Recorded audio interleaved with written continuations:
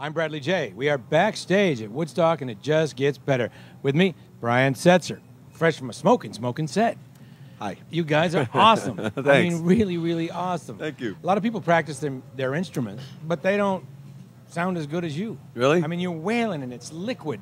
What is it that you got going on that the rest don't, even though they may practice just as much? Oh, I don't know. I just always liked to, when I first started playing guitar, I wanted to get my own sound, And I bought a hollow body Gretsch because I wanted to look like Eddie Cochran. Right. And I kind of made it my own.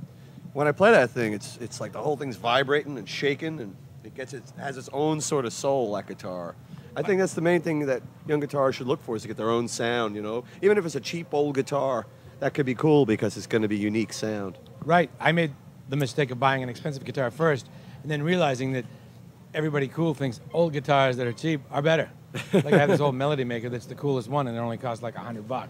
Yeah, my Gretsch cost $100 when I first bought it. Now they're expensive, but when I bought it, I was 17 years old, and I just wanted to look like Eddie Cochran, and it turned out being a great guitar. Eddie Cochran is the man. How much? Yeah. The man is Eddie Cochran. Eddie Cochran is my idol. Yeah. I wanted to look like him and play like him and dress like him when I was like 16, and everybody else had long hair and earth shoes. I was walking around with a pompadour. You do a lot of Cats songs. Any of the Stray Cats in the band? No. People like the Stray Cat songs have become such classics. I like doing them, but I have to. People want to hear them, and I wrote them, so I just arranged the big band around them. Right. And it's funny how you can make all this kind of music work with the big band. It really never ceases to surprise me. But you have a lot of latitude with the big band. And how does that work? What is it about the big band that gives you the more latitude? I mean, it can get too busy if you're not careful. Big band's a funny thing. I mean, it's a very complex beast because you got 16 different instruments, and you got to write all the parts for the horns. How do you keep them from getting in each other's way? Well, through a lot of practice of writing those charts, you got to basically write them, and they're playing what you wrote. When I first started, sometimes it was too busy, too big, and you learn where to put them and where not to put them, and right. It's not an easy thing to do. A lot of guys have trouble keeping a band with 4 or 5 people together. All kinds of like fights and problems and stuff. But you have 16 guys. Isn't it just insurmountable, the problems that can come up? Or do you just say, look, dudes, if you don't like it, just go home? No, look at it this way. If you got 4 guys in a band, you're stuck with those 4 guys on the bus. Right. If you don't like one guy out of 16, you can kind of put 15 guys between them. You go to the back of the line. That's the way I look at it.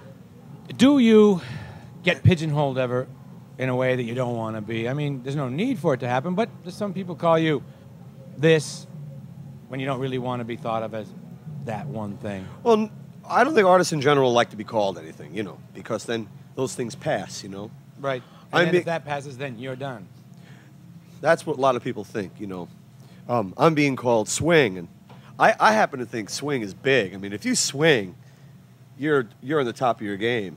I don't mind being called that. Obviously, I mix up lots of different kinds of music, But I'm sure the guys at the, grunge band, blah, blah, blah, well, they don't like being called that because, right. But the thing is, you've got to call it something. Right. What are you going to call it? Brian Setzer plays great blah, blah music. He plays great, it's got to be called something. So I don't mind being called that.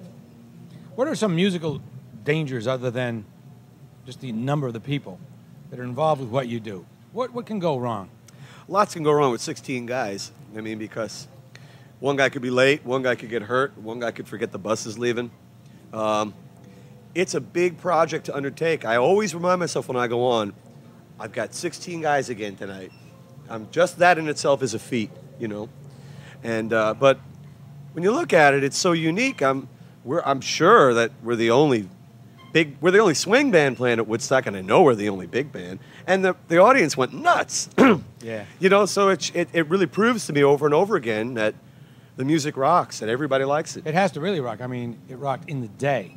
If you can rock them in the day after a night of raving, I mean, you got something going on. We just pulled up, like I said, Willie Nelson was on. Somebody said to me, "Way to rock before lunch, Setzer." Way to rock before lunch. I said, "Yeah." You guys did a gig with Willie. What was that? Excuse me? Didn't you do a gig with Willie? Stray Cats opened up for Willie Nelson on his 4th of July picnic, 82. And I remember, I have a good story about that. The first show in Atlanta Speedway, you know, tons of people, you know, three skinny guys with pompadours and tattoos, you know.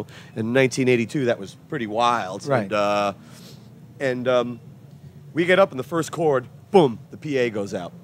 And it was like, you know, 50,000 cowboy hats out there. They started throwing beer bottles and cans at us, you know. So Willie came out and he just like, stop. And they listened to Willie. The PA got going and we started playing rockabilly. And the crowd loved it. They started throwing up their hats. That was my 4th of July Willie Nelson picnic memory. That's a good for memory. you viewers. Thank you very much. Brian Setzer, the man at Woodstock. I'm Bradley J. Thanks, Brian. You're welcome, Bradley. All right.